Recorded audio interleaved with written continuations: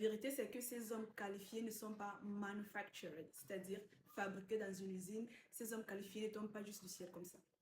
Ces hommes qualifiés sont le résultat de quelque chose, la rencontre personnelle avec Dieu, des moments passés dans l'intimité avec le Seigneur. La Bible dit dans Nombre 11, verset 16 au verset 17. L'Éternel répondit à Moïse, rassemble-moi 70 hommes, choisis parmi les responsables d'Israël, des hommes que tu sais être des responsables et des chefs du peuple, et amène-les devant la tente de la rencontre, qu'ils se tiennent là avec toi. Alors je descendrai m'entretenir là avec toi, je prendrai de l'esprit qui est sur toi, et je le leur donnerai pour qu'ils portent avec toi la charge de ce peuple, de sorte que tu n'auras plus à la porter seul. C'est encore mieux dit, si je dois m'exprimer ainsi, c'est encore mieux dit dans Exode 18, le verset 21, la Bible dit, « Pour le reste, choisis parmi le peuple des hommes de valeur, qui craignent Dieu, respectueux de la vérité, incorruptible.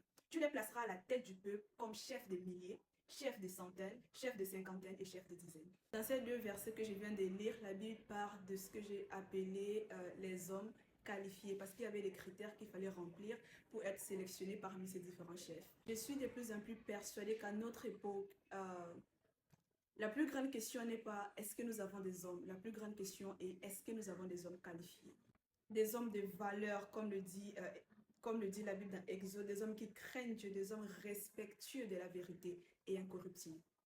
La vérité, c'est que ces hommes qualifiés ne sont pas manufactured, c'est-à-dire fabriqués dans une usine. Ces hommes qualifiés ne tombent pas juste du ciel comme ça.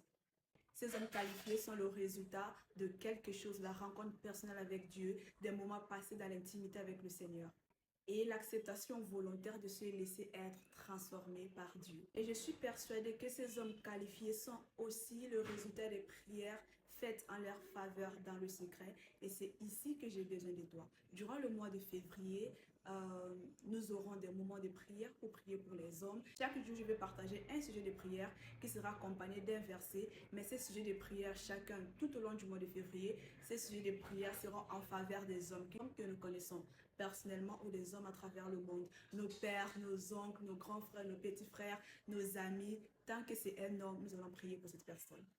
Alors, si toi aussi, comme moi, tu désires que Dieu suscite dans cette génération des hommes qui sont qualifiés, des hommes de valeur, des hommes qui craignent Dieu, des hommes respectueux de la vérité, des hommes incorruptibles, des hommes qui n'ont pas peur de dire non face à une quelconque tentation. Si c'est aussi ton désir, rejoins-moi durant le mois de février du 1er jusqu'au 29. Nous allons prier pour ces hommes et je crois que Dieu, au travers de ses prières, je crois qu'au travers de ces prières, Dieu va susciter des personnes dans nos entourages, des hommes dans nos entourages et à travers le monde, des hommes que lui-même aura qualifiés pour le leadership auquel il les appelle en cette fin de temps.